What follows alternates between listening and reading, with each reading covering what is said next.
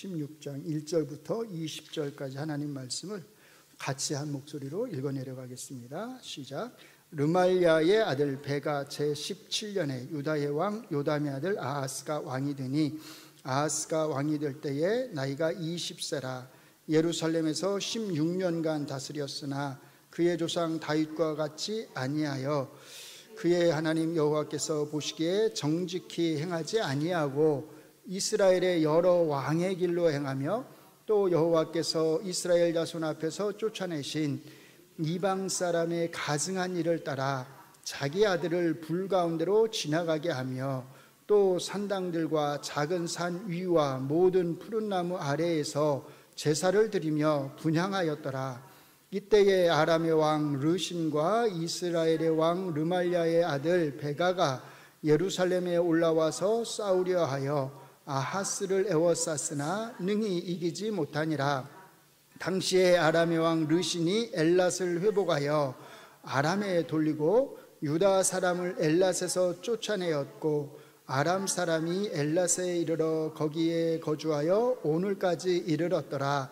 아하스가 아수르 왕 디글랏 빌레셀에게 사자를 보내 이르되 나는 왕의 신복이요 왕의 아들이라. 이제 아람 왕과 이스라엘 왕이 나를 치니 청하건대 올라와 그 손에서 나를 구원하소서 하고 아하스가 여호와의 성전과 왕궁 곳간에 있는 은금을 내어다가 아수르 왕에게 예물로 보냈더니 아수르 왕이 그 청을 듣고 곧 올라와서 다메섹을 쳐서 점령하여 그 백성을 사로잡아 기르로 옮기고 또 르신을 죽였더라. 아하스 왕이 아수르의 왕 디글랏 빌레셀을 만나러 다메섹에 갔다가 거기 있는 제단을 보고 아하스 왕이 그 제단의 모든 구조와 제도의 양식을 그려 제사장 우리야에게 보냈더니 아하스 왕이 다메섹에서 돌아오기 전에 제사장 우리야가 아하스 왕이 다메섹에서 보낸 대로 모두 행하여 제사장 우리야가 제단을 만든지라. 왕이 다메섹에서 돌아와 제단을 보고 제단 앞에 나아가 그 위에 제사를 드리되 자기의 번제물과 소제물을 불사르고 또 전제물을 붓고 수은제 짐승의 피를 제단에 뿌리고 또 여호와의 앞 곧 성전 앞에 있던 놋 제단을 새 제단과 여호와의 성전 사이에서 옮겨다가 그 제단 북쪽에 그것을 두니라. 아하스 왕이 제사장 우리야에게 명령하여 이르되 아침 번제물과 저녁 소제물과 왕의 번제물과 그 소제물과 모든 국민의 번제물과 그 소제물과 전제물을 다 이 큰 제단 위에 불사르고 또 번제물의 피와 다른 제물의 피를 다 그 위에 뿌리라. 오직 놋 제단은 내가 주께 여쭐 일에만 쓰게 하라 하매 제사장 우리야가 아하스 왕의 모든 명령대로 행하였더라. 아하스 왕이 물두멍 받침의 옆 판을 떼내고 물두멍을 그 자리에서 옮기고 또 놋 바다를 놋소 위에서 내려다가 돌판 위에 그것을 두며 또 안식일에 쓰기 위하여 성전에 건축한 낭실과 왕이 밖에서 들어가는 낭실을 아수르 왕을 두려워하여 여호와의 성전에 옮겨 세웠더라. 아하스가 행한 그 남은 사적은 유다 왕 역대 지략에 기록되지 아니하였느냐. 아하스가 그의 조상들과 함께 잠에 다윗성에 그 열조와 함께 장사되고 그의 아들 히스기야가 대신하여 왕이 되니라. 아멘.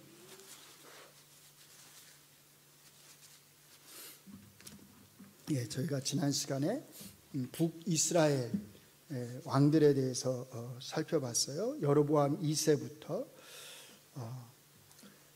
주로 베가까지 살펴봤는데 한번 이 표를 다시 한번 보시죠.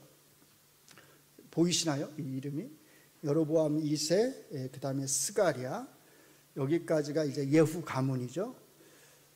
그 다음에 살룸 한 달 통치했고요. 그 다음에 무나헴, 부가이야, 그 다음에 베가, 이제 오늘 주목해야 될 인물이 베가입니다. 이 베가가 이제 나중에 호세아에 의해서 죽임을 당하게 되죠. 베가가 통치한 연도가 20년 가까이 이렇게 되는 것으로 나오는데, 실제적으로 사실 베가가 통치한 것은 4년, 한 5년 정도밖에 되지 않습니다. 조금 더 그건 나중에 설명을 해드릴게요. 자, 여기서 여러분들이 베가, 오늘 배경인물이 베가다라고 하는 것을 기억하시면서 말씀을 들으시면 될 것 같아요. 자, 오늘 이제 저희가 읽은 부분은 남유다의 아하스 왕에 대한 이야기입니다. 북이스라엘 왕에 대한 이야기로 갔다가 남유다 아하스에 대한 이야기가 한 장 전체를 차지하고 있어요. 이것은 이제 이 당시의 정치적 상황이 그만큼 격동의 시기였다라고 하는 것을 사실은 우리에게 보여줍니다. 자, 먼저 1절을 보시면 이렇게 말해요. 르말야의 아들 베가 제17년에 유다의 왕 요담의 아들 아하스가 왕이 되니.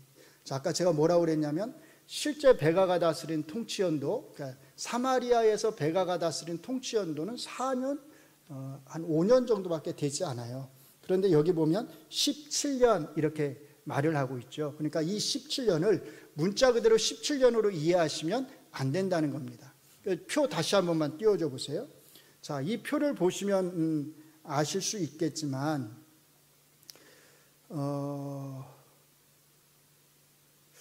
스가랴 또는 여로보암 2세가 죽은 이후부터 호세아 때까지, 또는 이스라엘이 멸망할 때까지 722년 정도에 멸망하니까요. 자, 722년으로 계산을 하면 746년에 여로보암 2세가 죽고 722년에 나라가 멸망을 하니까 몇 년이 걸렸어요? 대략 한 24년, 그렇죠? 길어야 25년이거든요. 그런데 이 24, 5년 중에 만약에 베가가 오늘 1절에서 말하는 대로 17년을 통치했다고 한다면 나머지 왕들이 통치한 연도는 몇 년 안 돼야 되잖아요. 근데 호세아만 해도 벌써 9년을 통치했고 문하햄이 10년을 통치했잖아요. 무슨 말씀인지 아시겠죠? 그러니까 오늘 1절에 말하는 베가가 17년을 째 통치하고 있었다. 아하스가 왕이 될 때 17년째 통치하고 있었다라고 하는 것은 사실 이게 문자적으로 이해하시면 안 되고, 당시에 이제 아마도 이 베가가 장군이었는데 요단강 동편 쪽을 다스리는, 그러니까 그 지역을 지키는 장수였습니다. 그래서 사실은 이 북이스라엘의 국력이 약해졌기 때문에 사마리아에 왕이 있었지만, 부가히야가 사마리아에서 다스리고 있었지만, 사실 그 동편 땅의 실제적인 왕 노릇은 누가 했다고 보는 거냐면 바로 베가가 왕 노릇을 했다고 이제 보는 거예요. 그래서 이제 겹치는 연도가 있어서 이렇게 이야기를 하는 것입니다. 그래서 그 부분을 읽으실 때 좀 주의하셔서 읽으시는 게 좋을 것 같습니다. 이 베가의 통치 연대는 저기 보시는 대로 736년에서 732년 정도 이렇게 되는 거예요. 그래서 열왕기하 15장 27절부터가 베가의 이야기거든요. 그러니까 괜찮으시면 그 옆에다가 베가의 통치 연도를 기록을 해두시면 도움이 되실 거예요. 736, 732년 대략적인 연도가 이제 그렇게 된다는 거죠. 그냥 막연하게 읽으시는 것보다는 대개 통치 연도가 어떻게 되는지를 보시면서 읽으시면 훨씬 더 도움이 될 수 있습니다. 그러니까 베가가 죽고 이제 한 10년 후에 북이스라엘이 사실은 망하게 되는 거죠. 자, 이 시기에 이런 성경 이야기를 우리가 잘 이해하는 게 구약 역사를 이해하는 데 굉장히 중요합니다. 오늘 본문도 마찬가지예요. 이 본문을 잘 이해하려면 당시에 얽혀져 있는 이 정치적, 여러 나라들 사이에 얽혀져 있는 이 정치적 상황을 이해해야 합니다. 이거 이제 내려주세요. 그런데 좀 아쉽게도 열왕기하 15장하고 저희가 읽은 열왕기하 16장을 보시면 이 이야기 안에는 그러니까 사건이 일어난 순서대로 기록되어져 있지를 않고 이 순서가 섞여져 있어요. 나중에 일어났는데 앞에 말을 하고 먼저 일어났는데 뒤에 이야기를 하고 이렇게 섞여져 있어서 이거를 구분해서 읽으시는 게 중요합니다. 또 하나는 굉장히 요약적으로 설명이 되어 있어요. 그냥 한 줄로 어떤 것들은 설명이 되어 있어서 이게 전체적인 배경을 알지 못하면 읽기는 읽는데 이게 무슨 내용인지를 사실 제대로 알지 못하면서 그냥 읽기만 하는 거죠.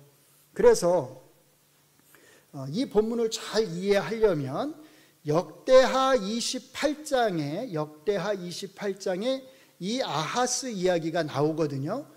여기보다 훨씬 자세하게 나옵니다. 그 28장을 좀 보시고 그 다음에 특히 중요한 게 어디냐면 이사야 7장과 8장을 꼭 보셔야 합니다.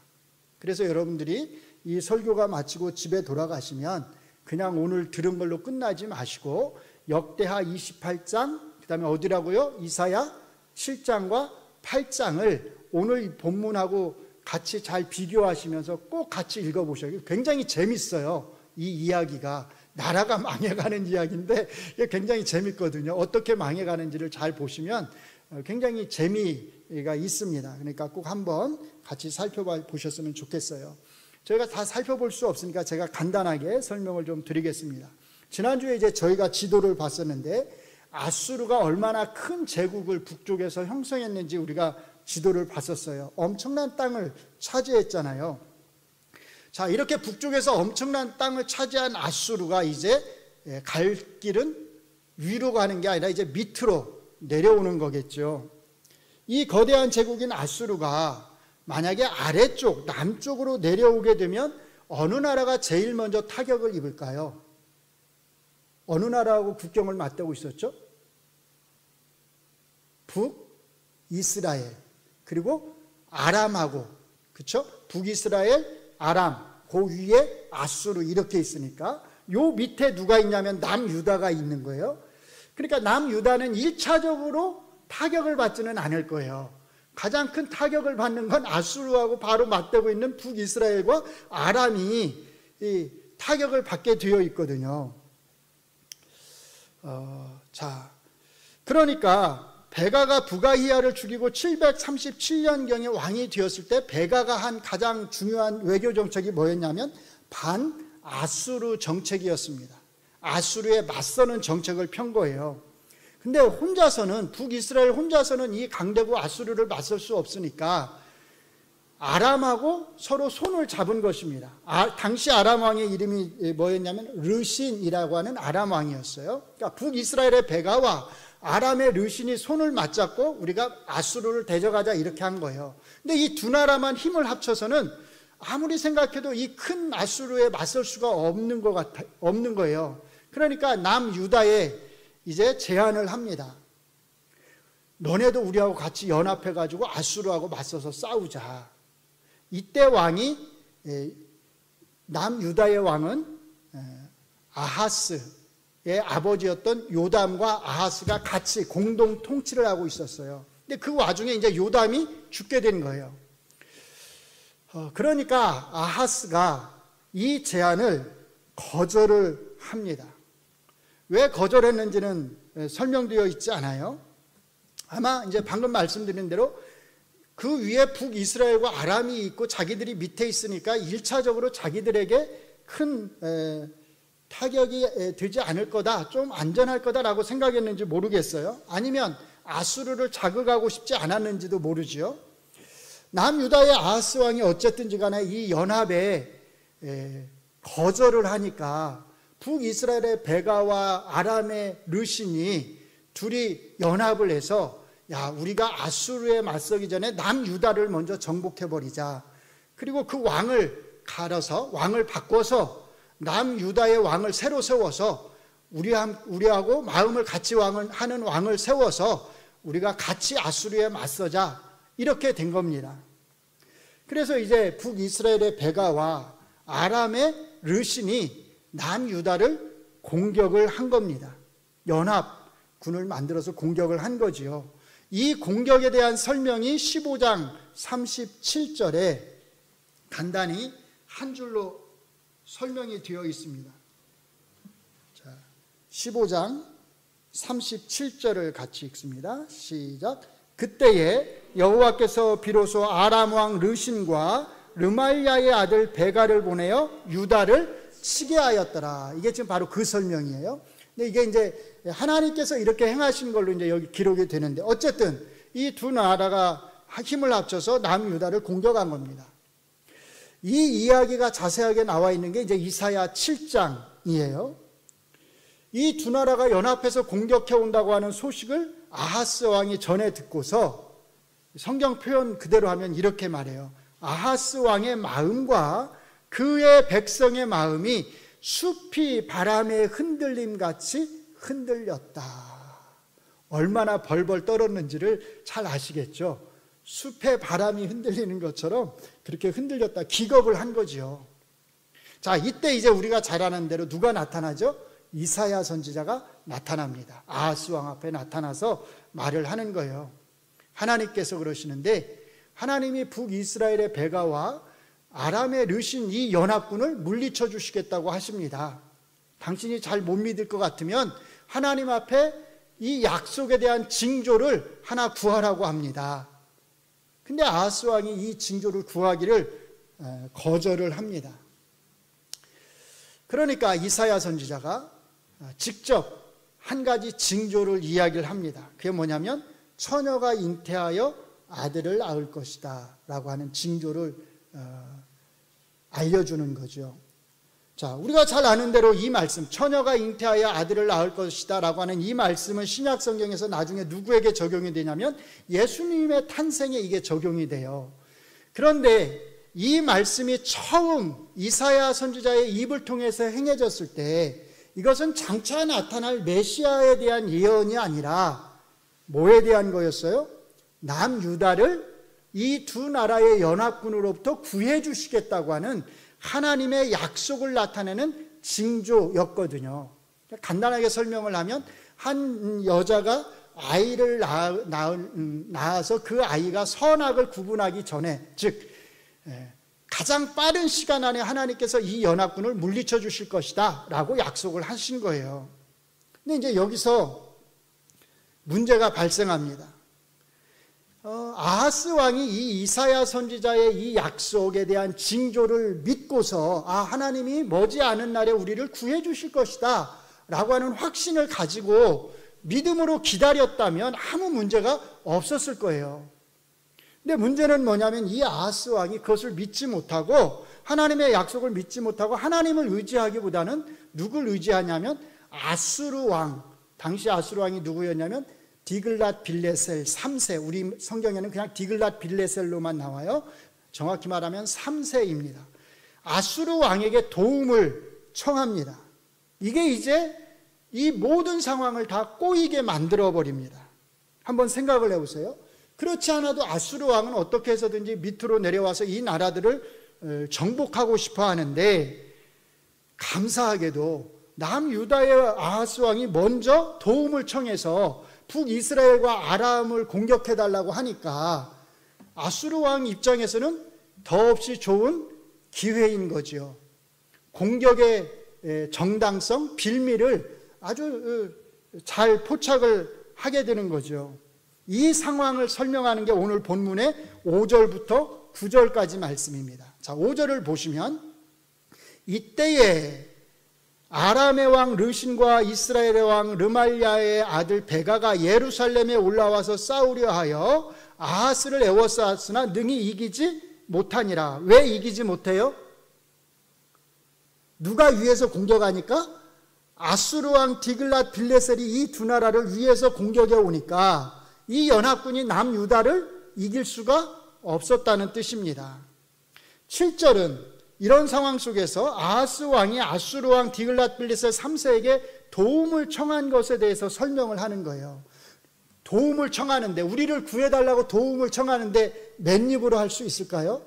뭘 해야 돼요? 뭔가를 바쳐야 되잖아요.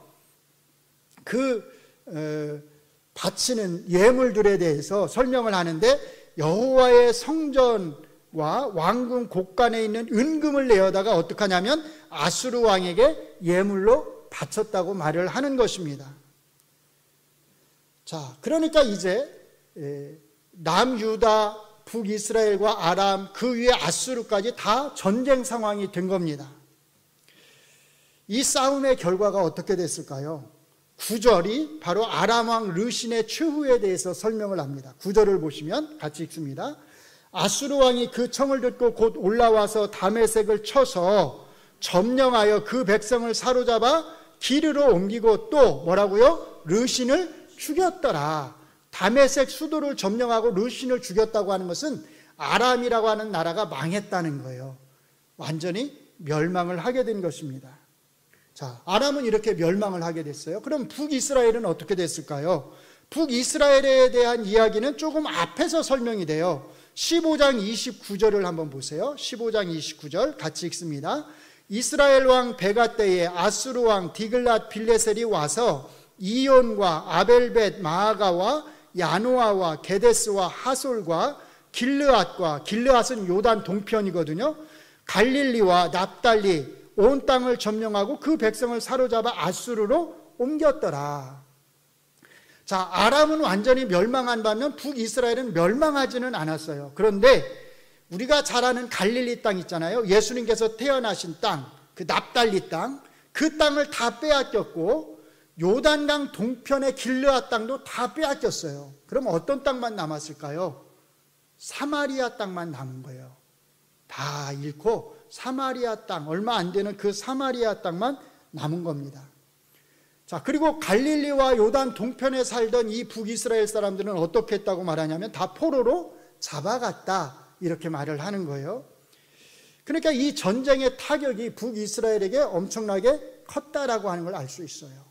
무엇보다도 이 전쟁의 타격이 컸던 건 뭐냐면 베가가 이 전쟁에서 패함으로 말미암아서 호세아에게 죽임을 당하게 되고 호세아가 새로운 왕으로 등극을 하게 되는 것입니다.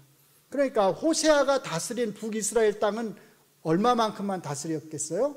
사마리아 땅만 다스린 거예요. 그러니까 호세아는 넓은 땅을 다스린 게 아니라 얼마 안 남은 땅만을 사실 한 9년 정도에 걸쳐서 다스렸다는 것을 우리가 알 수 있습니다. 자, 어쨌든 남유다의 아하스 왕이 아수르 왕에게 도움을 청함으로 인해서 북이스라엘은 큰 타격을 입게 되었고 아람은 완전히 멸망을 하게 된 겁니다. 자, 그럼 이제 남은 남유다는 어떻게 됐을까요?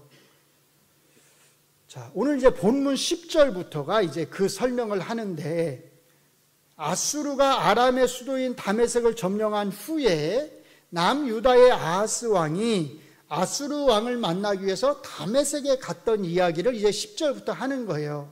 근데 잘 보시면 당연히 이제 대국의 왕이 오니까 소국의 왕이 가서 인사를 해야 되잖아요. 그래서 다메섹에 간 겁니다. 그런데 열왕기서 저자의 관심은 뭐냐면 아하스 왕이 아수르 왕을 만나서 어떻게 했느냐, 그건 관심이 없고 아하스 왕이 다메섹에서 눈으로 목격한 아람의 제사를 드리는 제단에 관심이 있다는 겁니다. 아하스 왕은 다메섹에서 아람 왕이 사용하던 그 큰 제사를 드릴 때, 그러니까 우상들에게 제사를 드릴 때 사용하던 큰 제단을 본 거예요. 근데 이 제단에 보니까 굉장히 크고 화려하고 너무나 멋있었던 겁니다. 그러니까 이 아하스 왕이 이 아람의 제단의 구조와 양식을 그려서 그것을 본국에 있는 제사장인 우리야에게 보내가지고 그대로 남유다의 그 제단을 만들도록 합니다. 그 후에 이제 아하스 왕이 돌아와서 자기가 보낸 그 그림대로 아람 왕이 드리던 그 제단의 그 큰 화려한 그 제단을 본따서 만든 그 제단에서 이제 아하스 왕이 제물을 바치는 이야기가 12절, 13절에서 나오는 거예요. 이게 이제 전체적인 오늘 본문의 이야기인데, 자, 여기서 이제 주의하셔야 될 게 있어요. 아하스 왕이 만들게 한 것은 뭐라고요? 제단입니다. 우상을 만들도록 한 게 아니란 거예요. 우리는 잘못하면 아하스 왕이 우상을 만들어서 하나님을 섬겼나 보다라고 생각할 수 있는데 그게 아니라 제사를 드리기 위한 제단, 제물을 올려놓는 제단을 만들도록 했다라는 거예요. 쉽게 말하면 아하스 왕이 지금 바친 제사는 우상에게 바치는 제사가 아니라 하나님에게 제사를 드리기 위한 제단이었다는 겁니다. 그리고 12절 13절에서 바친 이 제물들은 다 누구에게 바친 거예요? 하나님에게 바친 제물들이라는 거예요.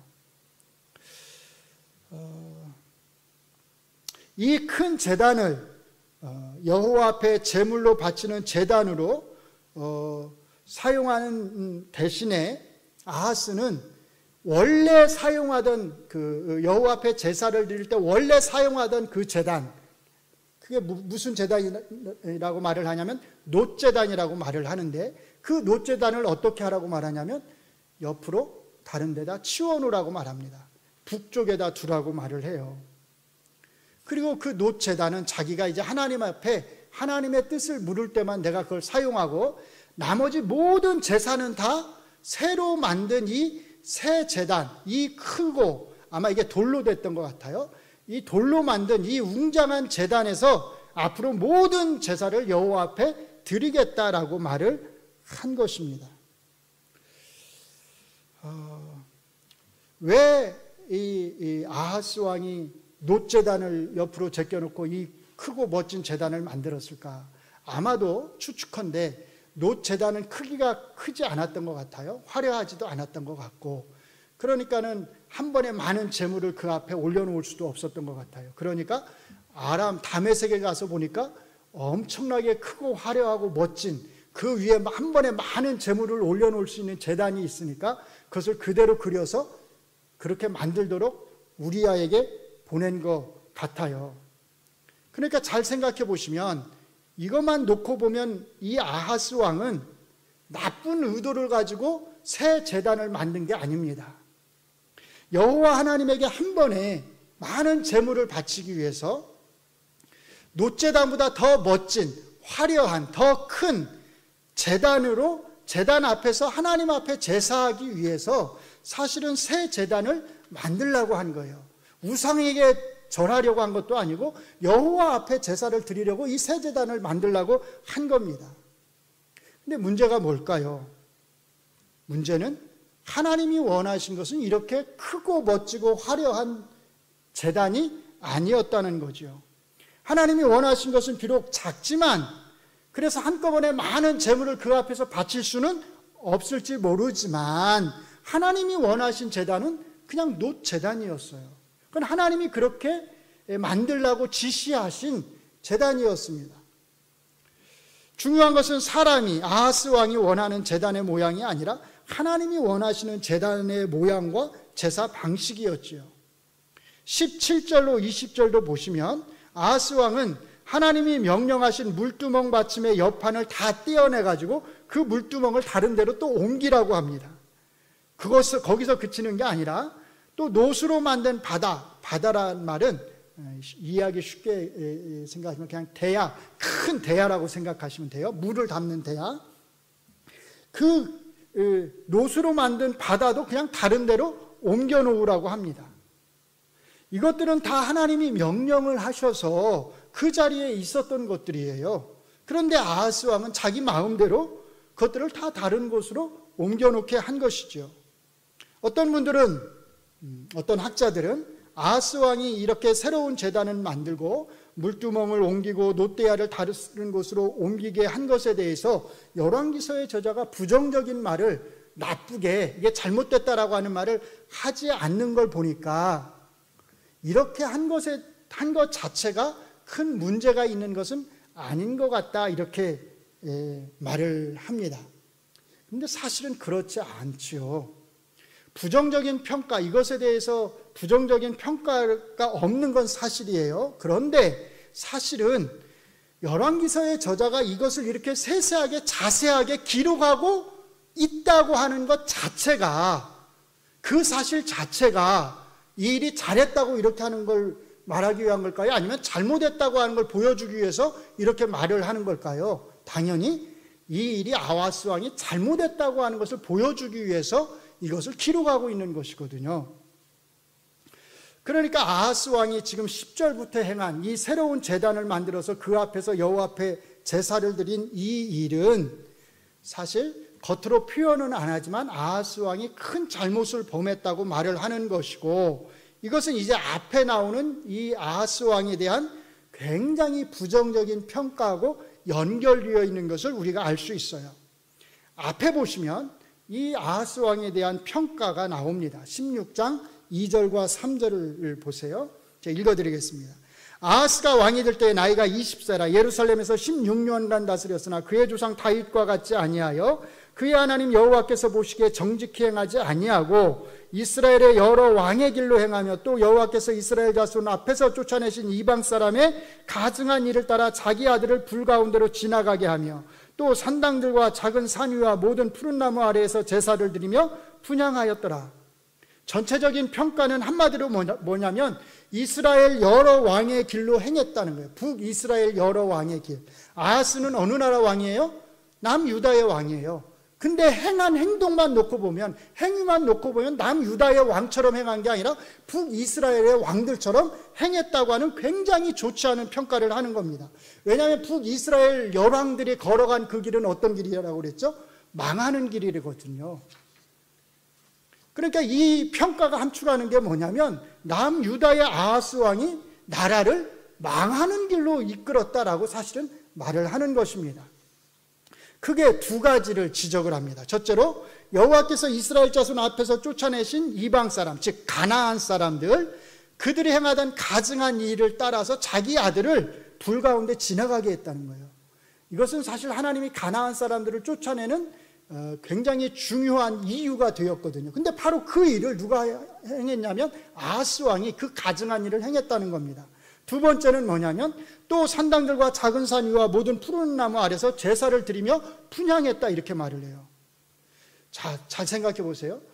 남유다 왕들에 대한 평가를 우리가 보면 대개 어떻게 평가를 하냐면 대개는 다 정직하게 행했는데 뭐는 제거하지 않았다? 산당은 제거하지 않았다라고 말을 해요. 그리고 그 다음에 산당에서 분향했다 이런 말은 없어요. 그냥 제거를 하지 않았다고 거기까지만 말을 해요. 근데 아하스 왕에 대해서는 산당을 제거하지 않았다고 말하고 더 나아가서 거기서 분향하고 뭐 했다고 말해요? 또 푸른 나무들 앞에서 제사를 드렸다고까지 말을 합니다. 그러니까 이 아하스 왕의 이 전체적인 평가를 보면 이 아하스 왕은 아마 남유다에서 므낫세, 이 다음에 이제 나타나게 되는 히스기야 왕의 아들 므낫세 왕, 가장 악한 왕, 다음으로 두 번째 악한 왕에 해당된다고 할 수가 있습니다. 자, 아하스 왕이 하나님을 믿지 않았을까요? 아니죠. 하나님을 믿었습니다. 아하스 왕이 산당과 푸른 나무 아래에서 분향하고 제사를 드렸을 때 이 아하스 왕은 우상에게 분향하고 제사를 드린 게 아니라 분명히 거기서 하나님에게 제사를 했을 거예요. 아까 큰 제단에서 제사를 할 때 하나님 앞에 제사를 한 것처럼 산당과 푸른 나무 앞에서 하나님 앞에 분명히 제사를 했을 것입니다. 그런데 문제가 뭘까요? 간단합니다. 그런 것들이 하나님이 기뻐하시는, 하나님이 원하시는 방식이 아니었다는 거죠. 그것은 아하스 왕 자신이 원하는 방식이었지 하나님이 명령하신 방식이 아니었다는 겁니다. 크고 멋진 제단이 중요한 게 아니죠. 그게 하나님이 기뻐하시는 제단이냐 아니냐가 사실은 중요한 겁니다. 비록 작은 놋제단이라도 그것이 하나님이 명령하신 제사의 방식이라면 아하스는 그것에 따라서 제사를 드리는 것이 사실은 마땅했던 거죠.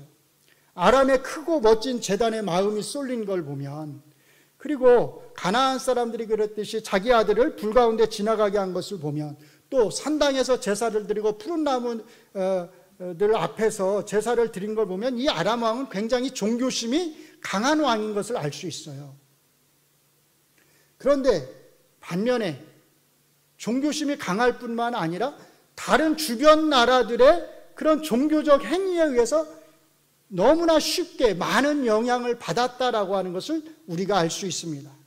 그래서 역대하 28장 27절에 보면 이 아하스 왕이 죽어서 이제 어떻게 됐다고 말을 하냐면 이스라엘의 역대 왕들이 죽어서 묻히게 되는 그 왕들의 묘실에 묻히지 못하고 그냥 예루살렘 성에 묻혔다, 이렇게 말을 합니다.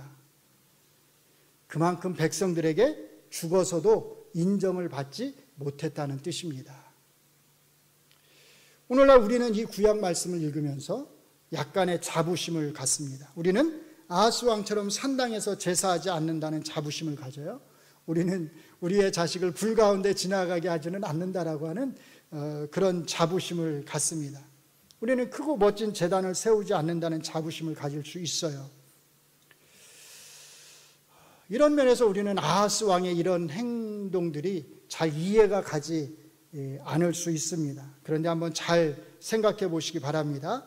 아하스 왕은 그 당시에 다른 나라 사람들, 이방 나라 사람들이 하는 그 행동들의 영향을 받았고, 그래서 그것을 그냥 따라서 사실은 행했을 뿐입니다. 여호와 하나님을 알지 못하던 이방인들의 행위와 그들의 생각으로부터 그냥 자연스럽게 영향을 받은 거예요.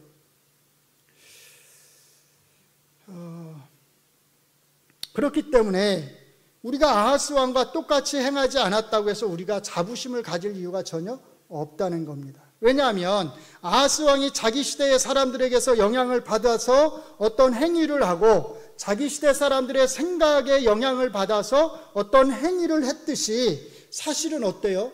우리도 오늘날 믿지 않는 사람들 내 행동에 영향을 받아서 그들의 행동을 우리도 따라서 하고, 그들이 세상에서 행하는 그 일들, 그 프로그램들을 가져와서 우리도 교회 안에서 행하고, 그들이 생각하는 그 생각들의 영향을 받아서 우리가 교회 공동체를 이끌어갈 때도 그 생각대로 이끌어갈 수가 있잖아요. 이렇게 놓고 보면 우리가 똑같은 행위를 아하스 왕하고 똑같은 행위는 안 하지만 삶의 모습은 믿지 않는 사람들의 영향을 아하스 왕이 받아서 여호와 앞에 섬겼듯이 우리도 믿지 않는 사람들의 행동과 생각에 영향을 받아서 하나님을 잘 섬긴다고 우리가 생각할 수 있다는 겁니다. 이게 얼마나 위험한 걸까요? 우리는 세상에 영향을 미쳐야 하는 사람들이죠. 우리의 행동과 우리의 생각을 통해서 세상에 영향을 미쳐야 되는데, 미치기는커녕 오히려 믿지 않는 사람들의 행동과 생각에 영향을 받아서 그것을 우리가 하나님을 섬기는 데에 사용하고 있다면 이것은 굉장히 심각한 문제일 수 있다라는 것입니다. 그렇게 하면서 세상에 영향을 받아서 우리가 하나님을 섬기면서 우리가 하나님 앞에 예배하고 여러 가지 활동들을 하니까 우리는 이제 자부심을 갖는 거예요. 아, 우리가 하나님을 잘 섬기고 있구나. 아마 아하스 왕도 그랬을 것이고, 제가 볼 때 제사장 우리야도, 왕이 시키는 대로 한 우리야도 아마 그렇게 했을 것입니다. 우리가 하나님을 잘 섬기고 있구나, 그렇게 생각했을 것입니다. 그러나 그것은 하나님이 기뻐하는 예배의 방법, 섬김의 방법이 아니었다고 하는 것입니다. 중요한 것은 우리가 선한 의도로 행했느냐 아니면 악한 의도로 행했느냐, 어떤 의도로 행했느냐가 사실 아닙니다. 또 얼마나 크고 멋진 것들을 가지고 하나님을 섬기느냐가 중요한 게 아니라는 거죠. 하나님이 기뻐하시느냐 아니냐가 가장 중요합니다. 하나님이 그것을 받으시느냐, 그 예배를 받으시느냐 받지 않느냐가 가장 중요합니다. 우리의 신앙생활과 예배의 모습에 하나님이 기뻐하지 않으시는 그런 행위들, 모습들, 방식들이 들어와 있지는 않은지, 그래서 우리는 항상 우리 자신을 잘 살펴야 합니다. 그렇지 않으면, 우리가 정신을 차리지 않으면 우리도 알지 못하는 사이에 우리가 하나님을 위하고 교회를 위한다고 하는 그런 명목으로 많은 미신적인 요소들이 우리 안에 들어올 수 있고, 우리는 마치 그것들이 기독교적인 것들인 것처럼, 성경적인 것처럼 그렇게 생각하면서 우리도 모르게 하나님을 예배할 수 있다는 것입니다. 사랑하는 성도 여러분, 다른 교회들이 어떻게 하느냐보다 성경이 어떻게 말하느냐에 관심을 갖기를 바랍니다. 다른 교회들이 어떻게 크게 성공하느냐보다는 노제단처럼 그렇게 보잘것없을지 모르지만 성경이 교회에 대해서 어떻게 말하는지에 우리가 귀를 기울였으면 좋겠습니다. 중요한 것은 우리가 원하는 방식의 신앙생활이 아니라 하나님이 우리에게 요구하시는 그 방식대로, 그 모습대로 우리가 신앙생활을 해야 한다는 겁니다. 때로는 그런 신앙생활이 화려하지 않을 수 있습니다. 그래서 사람들의 눈에 띄지 않을 수 있습니다. 그래서 사람들의 주목을 받지 않을 수도 있습니다. 마치 놋재단처럼 말입니다. 그러나 그것이 하나님이 우리에게 요구하시는 신앙생활의 방식이라면 우리는 주저없이, 망설임이 없이 기쁨으로 하나님이 요구하시는 그 방식대로 우리의 믿음 생활을, 우리의 신앙 생활을 해나갈 수 있어야 할 것입니다. 기도하겠습니다. 하나님, 하나님의 뜻을 우리가 항상 알기를 원합니다. 하나님이 기뻐하시는 우리의 신앙생활의 모습이 어떤 것인지를 우리가 알기를 원합니다. 우리가 원하는 방식이 아니라, 우리가 원하는 생활이 아니라 하나님이 원하시는, 하나님이 기뻐하시는 그 신앙생활의 모습으로 우리가 살아가기를 원하고, 그런 신앙생활의 모습으로 우리가 이 교회를 세워나가기를 원하고, 이 교회 공동체 안에서 우리가 살아있는 하나님을 예배하기를 원합니다. 우리가 세상의 영향을 받고 세상 사람들의 행위와 생각에 영향을 받는 것이 아니라 우리가 그들에게 영향을 미치면서 이 하나님의 교회를 세워가기를 원합니다. 그렇게 하기 위해서 늘 우리 자신을 하나님의 말씀에 비추어서 잘 돌아보게 하여 주시옵소서. 예수님 이름으로 기도합니다. 아멘.